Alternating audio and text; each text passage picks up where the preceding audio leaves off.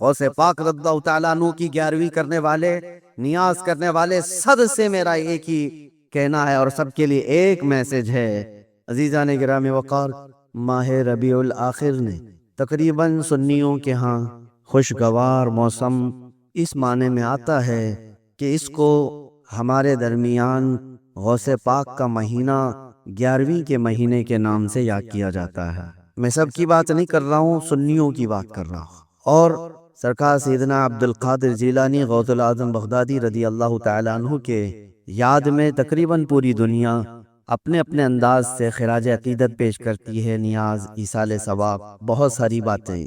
آج میں ایک بات عرض کرنا چاہتا ہوں کہ اللہ کا ولی کون ہے؟ ہم تو انہیں سلطان الاولیاء کہتے ہیں۔ سلطان الاولیاء ہے کیونکہ اللہ تبارک و تعالیٰ کے مقدس بندوں میں کچھ وہ ہیں جن کو اللہ تعالیٰ نے اپنی محبوبیت کے لیے چن لیا ہے۔ انبیاء کرام علیہ السلام کا سلسلہ جب ختم ہوا، حضور پاک صلی اللہ علیہ وسلم آخری نبی ہیں، ان کے بعد قیامت تک کوئی دوسرا نبی نہیں آئے گا۔ تو نبیوں کے بعد نبیوں کا جو کام کیا جانا ہے، اس کام کو لے کر آگے بڑھانے والے امت کے وہ صالحین کو اولیاء اکرام کہا جاتا ہے۔ اور ولی ہوتا کون ہے؟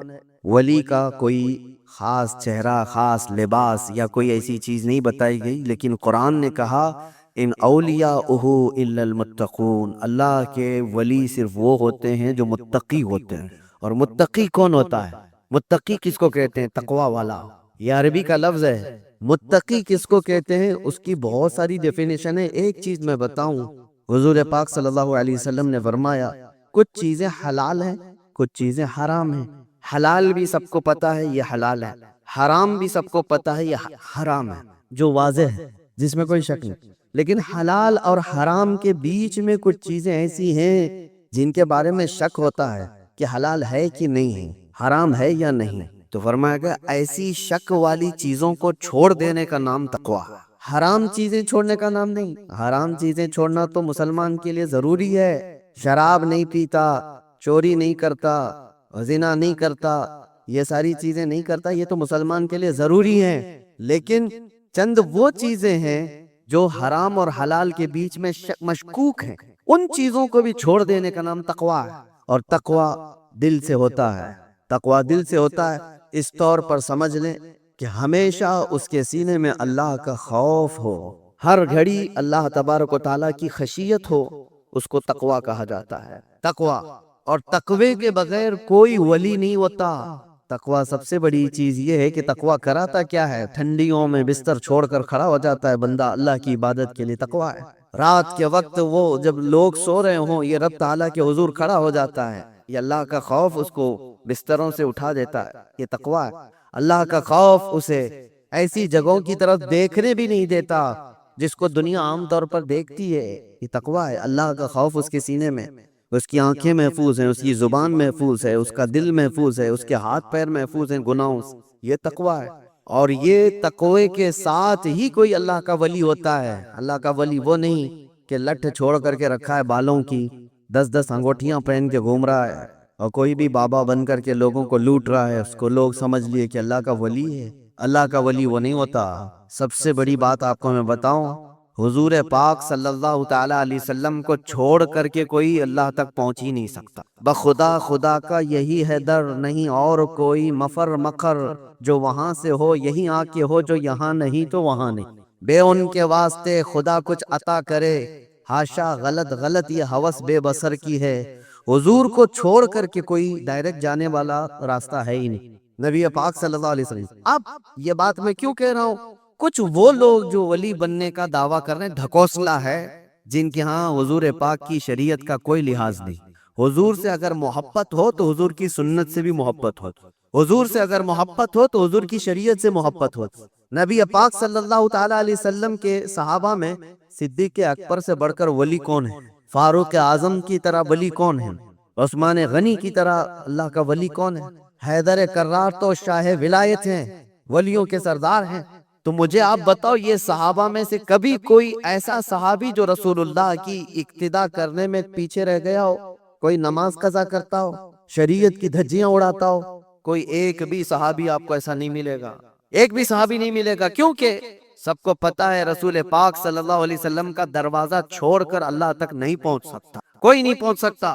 اب میں یہاں پر آپ کو ایک مثال دے دوں کہ بغداد میں ایک بار یہ مشہور ہو گیا کہ ایک اللہ کے ولی دریائے دجلہ کے پاس آئے، بہت عبادت کرتے، بہت توجہ سے، غوث پاک کا زمانہ ہے۔ سرکار غوث پاک کو جب یہ خبر ہوئی کہ ایک کوئی بڑے ولی آئے ہیں دریائے دجلہ کے پاس عبادت کر رہے ہیں، تو آپ نے کہا اللہ کے ولیوں سے ملاقات یہ اپنے آپ میں ایک عبادت ہے، میں ان سے ملاقات ضرور کروں گا۔ تو سرکار غوث پاک بھی چلے گئے دریائے دجلہ کے پاس کہ وہ اس اللہ کے ولی سے میں ملاقات کروں۔ جب وہاں پہنچے تو پتا چلا کہ وہ صبح ہی وہاں سے رخصت ہو گئے تھے، چلے گئے تھے، غوث پاک سے ان کی ملاقات نہیں ہو پائی، لیکن لوگوں میں مشہور تھا، سارے لوگ دیکھ رہے تھے، وہ کنٹینیو عبادت کرتے تھے، مسلسل عبادت کرتے تھے۔ تو غوث پاک رضی اللہ تعالیٰ عنہ جب لوگوں سے پوچھتے وہ عبادت کہاں کرتے تھے، لوگوں نے بتایا وہ جو جگہ تھی وہ ریت پر جو ہے دریا کے کنارے جو ریتی پڑی ہوئی تھی اسی پر عبادت کرتے تھے۔ غوث پاک غور سے نشانیاں دیکھتے ہیں، ان کے سجدوں کے نشان تھے، ان کے ہاتھوں کے پیروں کے نشان تھے۔ آپ نے غور سے دیکھنے کے بعد پھر کہا تم لوگ جھوٹے شخص کو اللہ کا ولی سمجھ لیجو، وہ کہاں سے اللہ کا ولی تھا، تم لوگ کسی کو بھی ولی مان لیتے ہو۔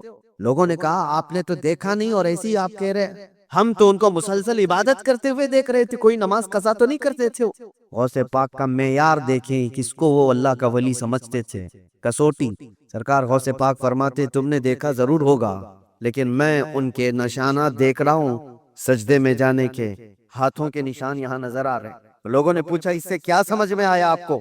کہا دیکھو 10 انگلیاں ریت پر ایسی کھلی ہوئی پڑی دکھ رہی ہیں، اور میرا ماننا یہ ہے کہ جب نبی پاک صلی اللہ تعالیٰ علیہ وسلم سجدہ کرتے تھے تو 10 انگلیاں ملی ہوئی ہوتی تھی، سجدے میں حضور پاک صلی اللہ علیہ وسلم کی انگلیاں ملی ہوئی ہوتی تھی، اور یہ شخص جس کو تم عبادت کرتا ہوا دیکھ رہے ہو اس کی انگلیاں پوری پھیلی ہوئی ہیں، جو حضور کی سنت پر عمل نہیں کرتا میرے نزدیک وہ ولی ہو نہیں سکتا، وہ ولی نہیں ہو سکتا۔ ایک سنت کو ترک کرنے پر غوث پاک فرماتے ہیں کہ میں اس کو نہیں مانتا ولی۔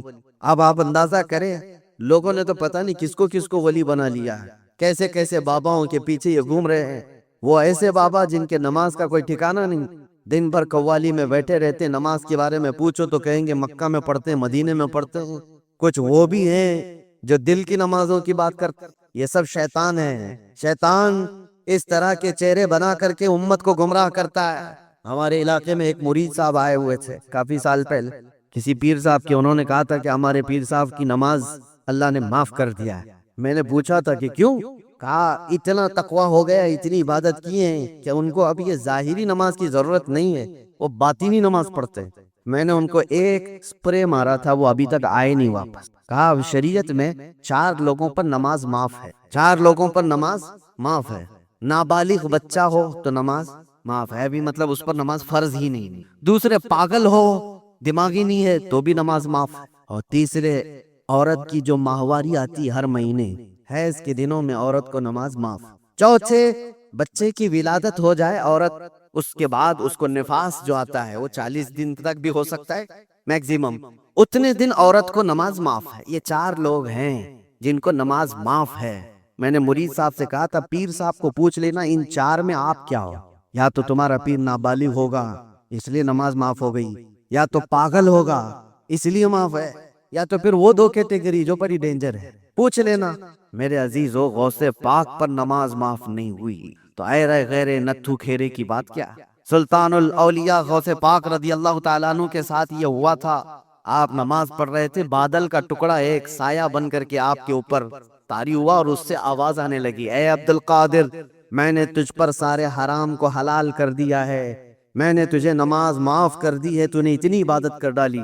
اور ظاہر سی بات ہے یہ 4 دن لوگوں میں بیٹھ کر کے عبادت کر کے یہ سمجھ لیں کہ میں بہت کیا ہوں۔ غوث پاک تو وہ ہیں جنہوں نے 15 سال تک ایک پاؤں پر کھڑے ہو کر رات بھر نماز پڑھی تھی، اور تقریباً 40 سال ان کی عبادت کے ایسے گزرے ہیں کہ ایک انگور کے دانے سے سحری کرتے تھے اور آدھے گلاس پانی سے افطاری کر لیا کرتے تھے۔ یہ غوث پاک کی عبادات اور مجاہدات اتنے سالوں کے بعد اگر کوئی کہے ان کو تو بات تو ایسی لگتی ہے نا کہ شاید دماغ میں یہ بات آ جائے، ہاں اتنے سالوں کی عبادت ہوئی، بادل کے ٹکڑے سے آواز آئے کہ عبد القادر میں نے سارے حرام حلال کر دیے تم پر اور نمازیں معاف کر دی، لیکن وہ ایسے ویسے لوگوں کی صحبت پائے ہوئے اور موسمی طریقوں کے ولی نہیں تھے، غوث پاک رضی اللہ تعالیٰ عنہ شان محبوبیت پر فائز تھے. آپ نے برجستہ کہا یہ آواز رحمان کی نہیں ہے، یہ شیطان کی. جب نبی پاک صلی اللہ علیہ وسلم پر نماز معاف نہیں ہوئی تو میں کون ہوتا ہوں؟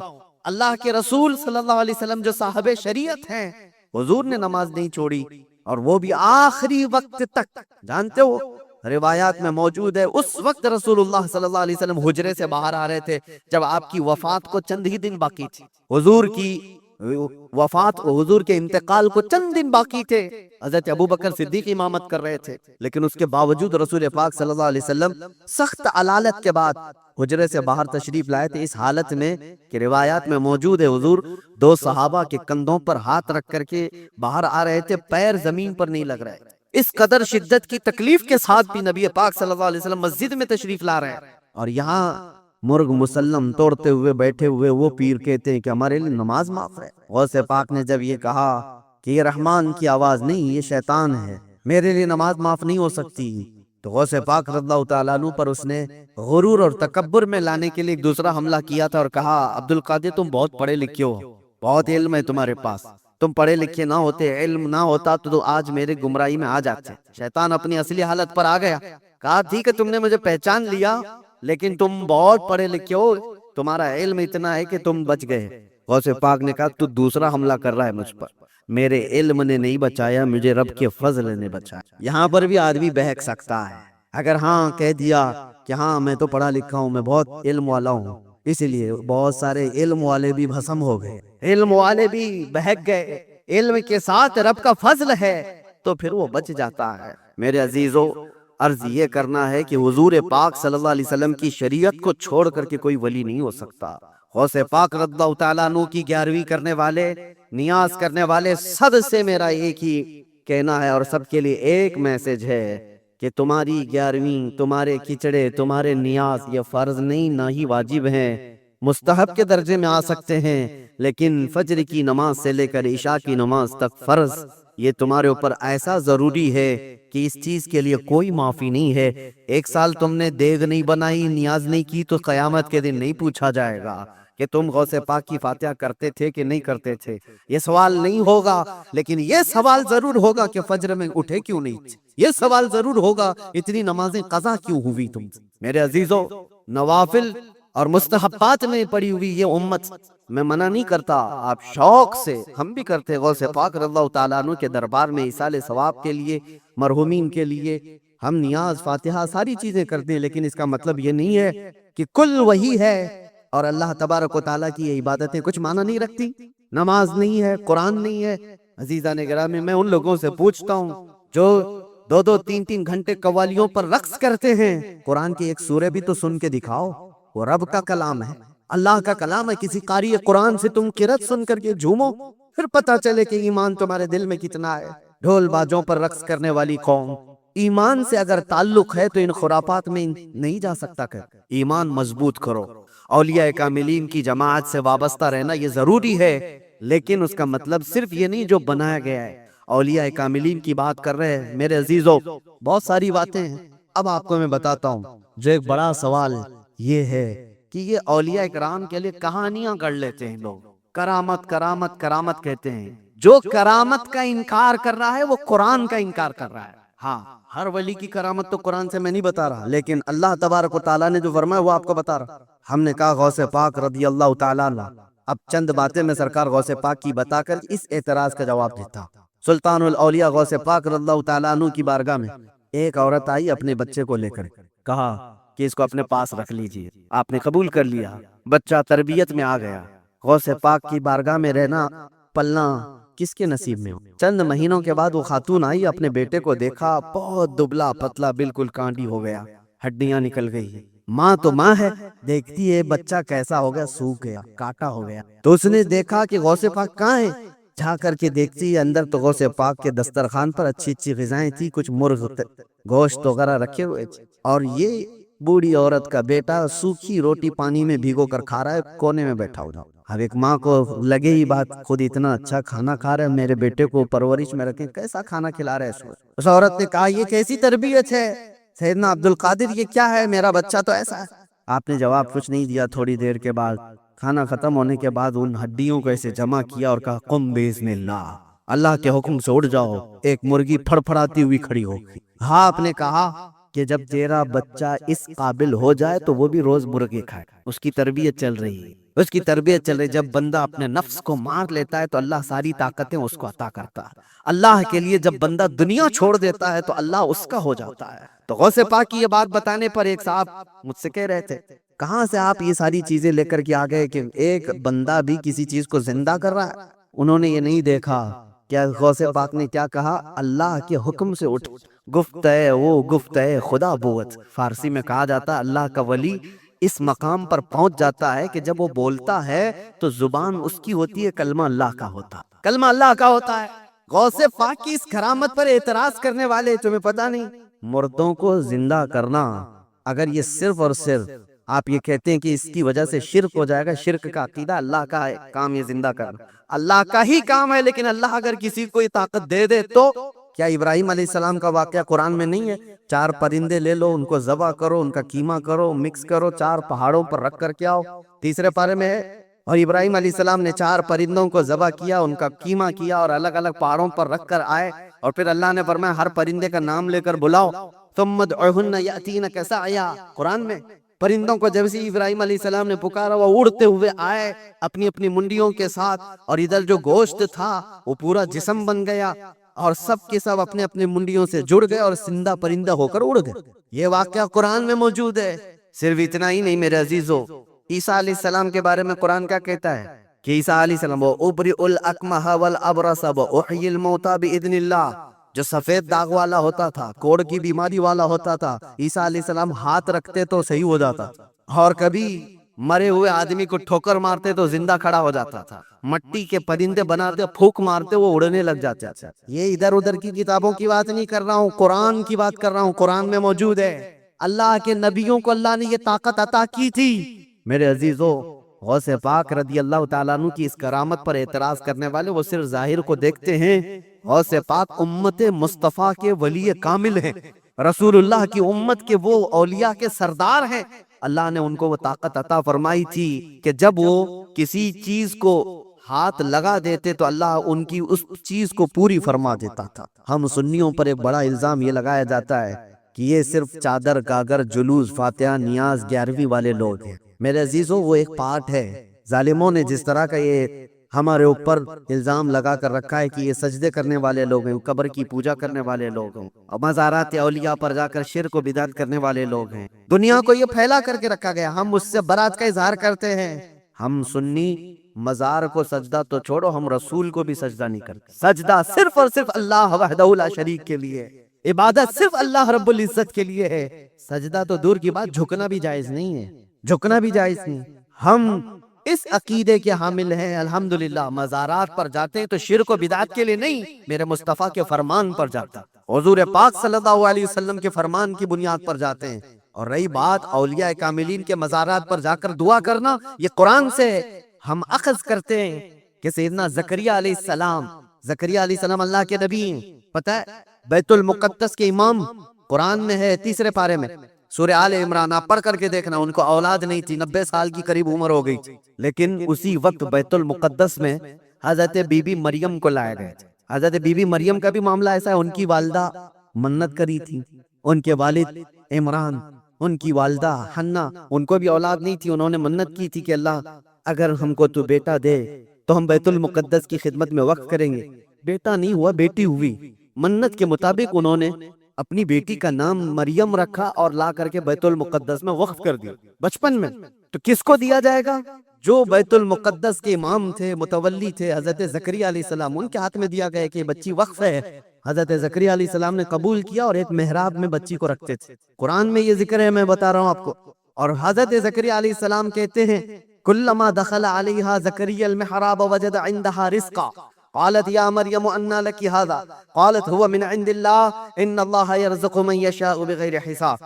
جب حضرت زکریا علیہ السلام محراب مریم میں جاتے تو کہتے ہیں قسم قسم کے پھل وہاں پر رکھے ہوئے پاتے تھے۔ تو حضرت زکریا پوچھتے مریم یہ سب تیرے پاس کہاں سے آتا ہے؟ حضرت مریم کہتی ہیں سب اللہ کی طرف سے ہے، اللہ جسے چاہے بے حساب رزق دیتا ہے۔ مریم کون ہے؟ نبی نہیں ہے، حضرت مریم ہاں اللہ کی ولیاں ہیں، پاکیزہ مقدس ہستی، لیکن ان کو اللہ تبارک و تعالیٰ نے وہ کرامات سے نوازا تھا، وہ بچپن میں پھل وغیرہ ان کو رزق کے طور پر پہنچ رہا تھا۔ اس کے بعد کی جو آیت ہے اب سنو، اس کے بعد یہ جو واقعہ ہے، اس کے بعد کی آیت قرآن پاک میں سورہ آل عمران میں رب تعالیٰ فرماتا ہے ہنالک دعا زکریا ربہ قال رب ہب لی من لدنک ذریۃ طیبۃ انک سمیع الدعاء۔ زکریا علیہ السلام کو بھی اولاد نہیں تھی، تو اسی مریم کے محراب میں کھڑے ہو جہاں بی بی مریم تھی، کہا اے اللہ مجھے بھی ایک بیٹا عطا کر دے۔ ہنالک دعا زکریا ربہ، یہ قرآن کی آیت ہے۔ زکریا علیہ السلام نے اپنے رب سے دعا کی، اللہ مجھے بھی ایک بیٹا دے، تیری جانب سے نیک و صالح بیٹا عطا کر دے۔ اب یہ دعا تو ہو گئی، اور قرآن میں اس کے فوراً بعد آیت ہے فَنَادَتْهُ الْمَلَائِكَةُ وَهُوَ قَائِمٌ يُصَلِّي فِي الْمِحْرَابِ أَنَّ اللَّهَ يُبَشِّرُكَ بِيَحْيَىٰ۔ اسی وقت اللہ کے فرشتوں نے بشارت دے دی زکریا علیہ السلام کو، تمہاری دعا قبول ہو گئی اور یحییٰ علیہ السلام کی شکل میں تمہیں بیٹا ملنے والا۔ اتنی تیز دعا۔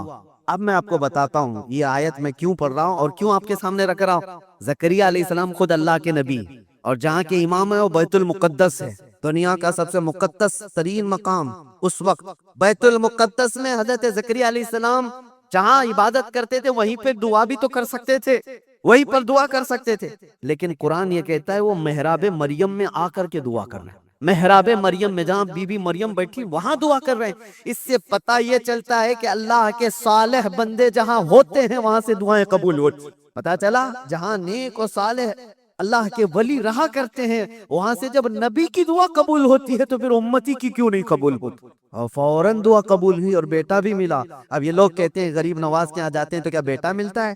بیٹی ملتی ہے، اولاد مانگنے جاتے ہیں۔ ظالمو تمہیں پتہ نہیں زکریا علیہ السلام بی بی مریم کے پاس کھڑے ہو کر بیٹا مانگے تھے تو بیٹا نبی کی شکل میں ملا تھا۔ ہاں یہ نہیں ہے کہ وہ بی بی مریم سے مانگ رہے تھے، وہ اللہ سے مانگ رہے تھے، لیکن جگہ کون سی ہے؟ جگہ کا بھی اثر ہوتا ہے۔ ہاں ایک بات میں آپ کو بتا دوں کہ جگہ کا اگر اثر نہیں ہوتا تو مسجدیں اور یہ ساری چیزیں بنانے کی ضرورت کیا ہوتی؟ عبادت کرنے کے لیے بھی جگہ ہے، کھانا کھانے کی بھی آپ کے گھر میں جگہ ہے، حاجت میں جانے کے لیے بھی کوئی جگہ ہے، آپ کا ٹریٹمنٹ کرنے کے لیے ہاسپٹل میں بھی جگہ ہے۔ ہر چیز ایک ایک جگہ پر ہوتی ہے کہ نہیں ہوتی؟ ہوتی۔ جن لوگوں کا وہ ماننا ہے کہ کچھ بھی نہیں ضروری ہے وہاں جانا یہاں جانا، تو میں ان سے کہتا ہوں کبھی باتھ روم میں بیٹھ کر کے ڈاکٹر سے اپنا علاج کرا لو گے؟ جگہ تو جگہ ہی ہے، بیٹھے ہو نہیں ہے، آپ کو پتا ہے اس کے لیے ہاسپٹل جانا ہوگا، اس کے بیڈ پر سونا ہوگا، وہاں پر وہ کچھ ٹریٹمنٹ کرے گا۔ کیا ضرورت ہے پوچھتے ڈاکٹر سے آ جاؤ میرے ٹوائلٹ میں علاج کر لو، یہیں انجیکشن لگا۔ میرے عزیزو گندگیوں میں بیٹھا ہوا آدمی وہ اپنا علاج کرانے کے لیے بھی اٹھ کر کے چلا جاتا ہے۔ بلا تشبیہ بلا تمثیل میں آپ سے کہہ رہا ہوں کہ ہم پتہ نہیں کیسے کیسے گناہوں میں مبتلا ہیں، یہاں سے نکل کر کے ہم ان پاک ستھری جگہوں میں جاتے ہیں جہاں اللہ کے ولی آرام فرما، اور اس جگہ پر کھڑے ہو کر ہم اللہ ہی سے دعا کرتے ہیں، اور پاکیزہ مقام کی برکت سے اللہ دعائیں قبول کرتا ہے۔ یہ سنیوں کا عقیدہ میں بتا رہا ہوں، ظالموں کا بنایا وہ نہیں پتا ہم کو۔ سنیوں کا عقیدہ یہ ہم ان پاکیزہ مقدس ہستیوں کی بارگاہ میں اس لیے جاتے ہیں، یہ ایک چیز نہیں ہے، ایسی کئی مثالیں۔ حدیث الاسراء والمعراج جو حضور صلی اللہ علیہ وسلم کے معراج کا سفر ہے نا، اس سفر میں ایک روایت یہ بھی ملتی ہے کہ ایک جگہ پر حضور پاک صلی اللہ علیہ وسلم رک گئے۔ حضرت جبرائیل امین نے کہا یہاں پر آپ 2 رکعت نماز پڑھ لیں۔ حضور پاک صلی اللہ علیہ وسلم نے وہاں پر 2 رکعت نماز ادا کی اور اس کے بعد پوچھا جبرائیل سے یہ کون سا مقام ہے؟ توجہ۔ تو حضرت جبرائیل علیہ السلام نے کہا اے اللہ کے نبی یہ وہ جگہ ہے جہاں حضرت عیسیٰ علیہ السلام کی پیدائش ہوئی، بی بی مریم سے حضرت عیسیٰ علیہ السلام کی پیدائش ہوئی تھی، وہاں پر حضور پاک صلی اللہ علیہ وسلم نے 2 رکعت نماز ادا کی۔ ہاں جگہ کو آپ صلی اللہ تعالیٰ علیہ وسلم نے اپنے نماز کا مصلی بنایا۔ اس روایت سے میں آپ کو بتانا چاہتا ہوں جہاں عیسیٰ علیہ السلام پیدا ہوئے وہاں ہمارے نبی نماز پڑھے، اور جہاں میرے مصطفیٰ پیدا ہوئے کیا وہ جگہ دعاؤں کی قبولیت کی نہیں ہو سکتی؟ صرف اتنا ہی نہیں میرے عزیزو، مقدس مقامات کو اللہ تبارک تعالیٰ نے خود فرمایا ہے کہ آپ خانہ کعبہ جاتے ہیں طواف کرنے کے لیے، طواف کرنے کے بعد جیسی طواف ختم ہوتا ہے اس کے بعد سب سے پہلا کام آپ کا کیا ہے؟ قرآن کہتا ہے پہلے پارے میں وَاتَّخِذُوا مِن مَّقَامِ إِبْرَاهِيمَ مُصَلًّى، مقام ابراہیم کو اپنی نماز کی جگہ بنا لو۔ مقام ابراہیم ہے کیا چیز؟ مقام ابراہیم کیا ہے؟ جا کر کے آپ دیکھنا اس پہ ایک پتھر ہے جس پہ حضرت ابراہیم علیہ السلام کے 2 پیروں کے نشان ہیں، بس اس کے علاوہ کیا ہے؟ ایک پتھر ہے اس پر ابراہیم علیہ السلام کے 2 پیروں کے نشان ہیں۔ تو اس پتھر کے پاس رب تبارک و تعالیٰ فرماتا ہے تم اپنی نماز پڑھو، حاجی ہو کہ معتمر ہو کہ خالی طواف کرنے والا ہو، 7 چکر طواف کے بعد مقام ابراہیم پر وہ ضرور 2 رکعت نماز پڑھے گا، 2 رکعت نماز پڑھے گا۔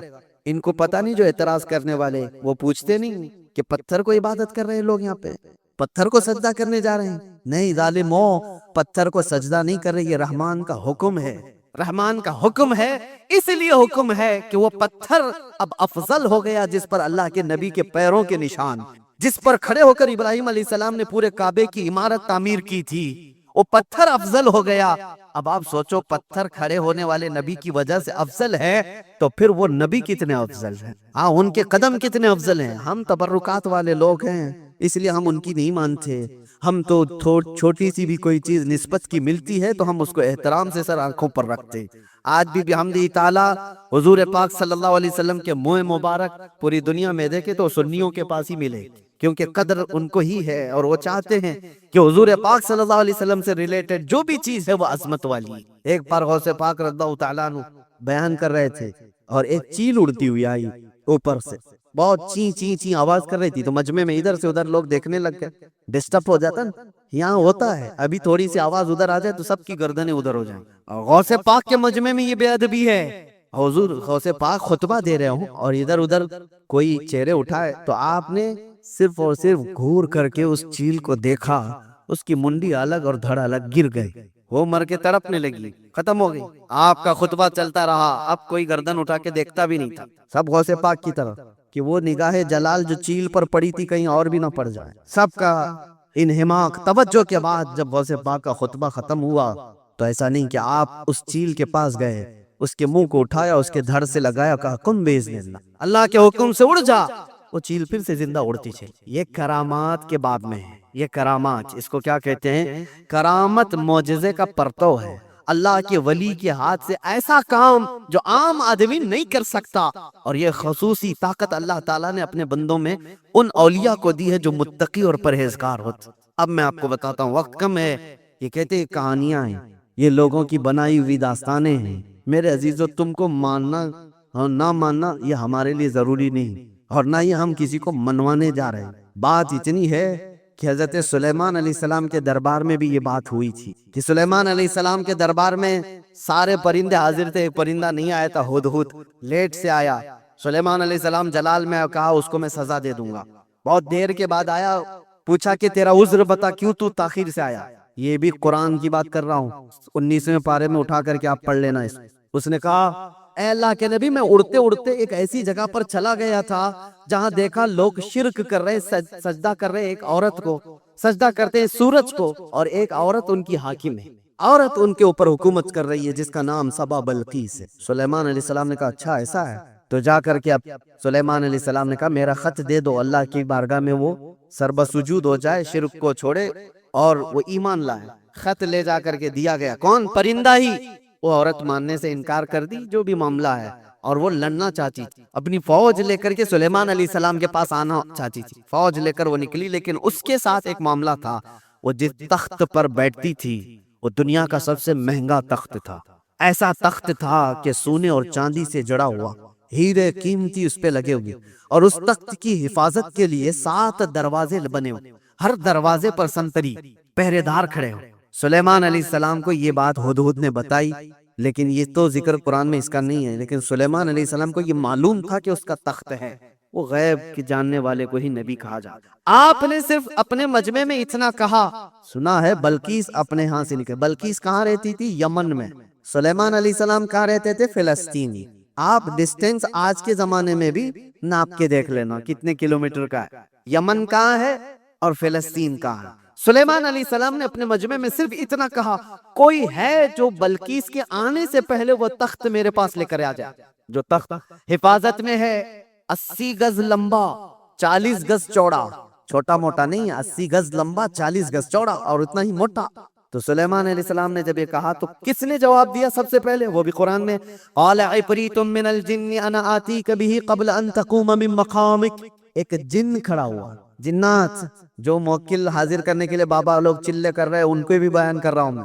اور کچھ لوگ یہ سمجھتے جنات مل جانا چاہیے ہاتھ میں، وہ کر دوں گا یہ کر دوں گا، جنات ہاتھ میں آ گئے تو پوری بینک لوٹ لوں گا، جن کو لگا دوں گا تھیلے بھر بھر کے پیسے لا کر دے دے گا، جن کی حیثیت کیا ہے تمہیں پتہ بھی نہیں، کسی دن اٹھا کے تم کو ہی پٹک دے گا۔ جن کیا کہتا ہے قرآن میں ہے، اے اللہ کے نبی میں لا کے دوں گا، وہ تخت میں لا کر کے دوں گا، کب تک؟ آپ کی یہ مجلس ختم ہونے سے پہلے۔ ابھی اگر مجمع میں کوئی مجھ سے کہہ دے کہ حضرت جمعہ کی آپ کا بیان ہونے سے پہلے میں ایک کام کر دوں گا، تو آپ کو سمجھ میں آ جائے گا کتنا ٹائم ہے، بس 4-5 منٹ کی بات ہوگی۔ اس جن نے کہا، اچھا یہ سننے کے بعد آپ کو بھی لگ رہا ہوگا جن نے کہا ہے تو ٹھیک ہے، لا کے دے سکتا ہے، جنات کی طاقت سب کے دماغوں میں بیٹھی ہوئی ہے، جن تو مطلب جن ہے، یہاں سے اڑا ادھر پہنچا، ادھر سے اڑا ادھر پہنچا، یہی دماغ میں ہے نا، کچھ بھی کر سکتا ہے جن، یہ سب کے دماغ ہیں۔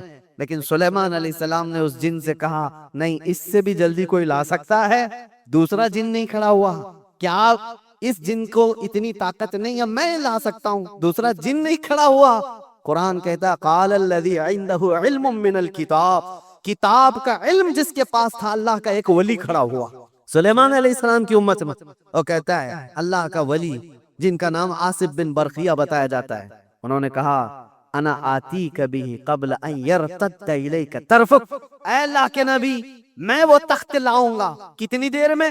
کہا کہ آپ کی پلک جھپکنے سے پہلے۔ اور پھر قرآن کہتا ہے فلما رآہ مستقرا عندہ، سلیمان علیہ السلام کی بات کمپلیٹ بھی نہیں ہوئی تھی، آپ نے پلٹ کر دیکھا تو وہ تخت وہاں حاضر تھا۔ کون لایا؟ سلیمان علیہ السلام خود نبی ہیں، ان کا پاور اپنی جگہ پر، لیکن لانے والا نبی نہیں تھا، وہ اس امت کا ولی تھا۔ کس امت کا؟ بنی اسرائیل میں ہے، سلیمان علیہ السلام بنی اسرائیل کے نبی ہیں، بنی اسرائیل کے ایک امتی ولی نے وہ تخت پلک جھپکنے سے پہلے حاضر کر دیا۔ 1000 کلومیٹر سے بھی زیادہ کا ڈسٹینس ہے یمن اور فلسطین میں، زیادہ ہے، اس سے زیادہ ہے، اور تخت پلک جھپکنے سے پہلے لا کر حاضر کر دیا۔ اور قرآن کی آیتیں پڑھو، انہوں نے یہ نہیں کہا میرے بازو کی طاقت ہے، میری قوت ہے، میں اتنا پاورفل ہوں، بلکہ تخت حاضر کر کے اس کے بعد سلیمان علیہ السلام نے کیا کہا؟ ھذا من فضل ربی، یہ میرے رب کا فضل ہے، یہ میرے رب کا فضل ہے۔ اب توجہ چاہتا ہوں، سلیمان علیہ السلام کے امتی، بنی اسرائیل کے ولی، ان کو یہ طاقت ہے، ان کو یہ طاقت ہے کہ وہ یمن سے فلسطین میں پلک جھپکنے سے پہلے تخت لا سکتے ہیں۔ تو بہرحال سلیمان علیہ السلام سے کئی درجے افضل محمد الرسول اللہ ہیں، بنی اسرائیل سے کئی درجے افضل امت محمدیہ ہے، بنی اسرائیل کے ولی کا مقام جہاں تک نہیں ہے، اس سے کئی درجے افضل رسول اللہ کی امت کے ولی کا مقام ہے۔ اور عام ولی کی بات نہیں، ولیوں کا ولی اور سلطان الاولیاء غوث پاک کا مقام کچھ اور ہے۔ پھر بغداد سے جب وہ یہ کہتے ہیں کہ میں مغرب میں ہوں اور میرا مرید مشرق میں ہو، اور اس کا ستر کھل جائے تو میں یہیں سے اس کو چھپا دیا کرتا ہوں، تو یہ بات کوئی غلط نہیں ہے، اللہ نے ان کو وہ مقامات عطا کیے ہیں۔ غوث پاک نے اسی لیے تو کہا تھا اپنے قصیدے میں رأیت نظرت الی بلاد اللہ جمعا کخردلۃ علی حکم اتصالی، میں اللہ کے سارے شہروں کو ایسے دیکھتا ہوں جیسے رائی کے دانے کو اپنے ہتھیلی میں دیکھتا ہوں۔ ہاں یہ قرآن سے میں نے بتایا ہے، لفاظی نہیں ہے، جو کہتے کہانیاں ہیں، وہ قرآن بھی تو پڑھ کر کے دیکھ لیں، قرآن پڑھنے کے بعد انہیں سمجھ میں آ جائے گا کہ ولی کی طاقت کیا ہوتی ہے، ولی کی کرامت کیا ہوتی ہے۔ کرامتوں کا منکر یہ قرآن کا منکر ہے، اللہ ان کو ہدایت عطا فرمائے اور ہمیں ہمیشہ اولیاء کے قدموں سے وابستہ رکھے۔ آج ہم کرامت دیکھنے کے چکر میں نہیں گھومیں، میں یہ بھی بات بتا دوں، آپ یہ مت سوچو کہ مجھے یہاں کرامت دکھنا چاہیے، وہاں کرامت دکھنا چاہیے، آپ کرامت دیکھنے کے چکر میں ادھر ادھر نہ جاؤ، آپ ولیوں کے تقوی دیکھنے کے لیے گھومتے رہو، ولیوں کی شریعت پر عمل کو دیکھتے رہو، تاکہ تمہارے اندر بھی وہ تقوی آ جائے، تمہارے اندر بھی وہ عمل آ جائے۔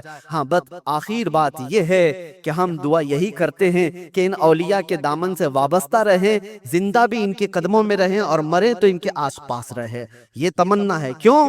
اس لیے کہ پتہ ہے ہم بیٹھے ہوئے ہیں، کسی جگہ گئے ہیں، کہا مفتی صاحب آئے، بھیڑ بھاڑ بہت تھی اور لوگ لا کر کے گرمی کی وجہ سے پنکھا لگا دیے، پنکھا چل رہا ہے، ہوا تیز آ رہی ہے، کس کے لیے لگایا؟ ہمارے لیے لگایا، لیکن آس پاس بیٹھے ہوئے سب ہوا کھا رہے ہیں، ان کے لیے لایا نہیں گیا تھا۔ پنکھا ہمارے لیے لایا گیا تھا، لیکن پنکھا ایسا نہیں ہے کہ ایک ہی جگہ پھینک رہا ہے ہوا، بلکہ آس پاس جو بیٹھے ہوئے ہیں وہ بھی گرمی سے جو بے حال تھے اب باحال ہو گئے، ان کو بھی ہوائیں مل رہی ہے۔ یہی بات ہے، اولیاء کے آستانوں کے پاس جانے سے اللہ کی رحمتیں جھما جھم برس رہی ہوتی ہیں، ہم گنہگاروں پر بھی وہ چھینٹے پڑ جاتے ہیں اور ہمارا دل بھی چمکنے لگ جاتا ہے۔ اللہ تبارک و تعالی ہمیں تقوی عطا فرمائے، اولیاء کاملین کے واسطے اللہ تبارک و تعالی آخرت میں ہماری مغفرت فرمائے۔ وآخر دعوانا ان الحمد للہ رب العالمین۔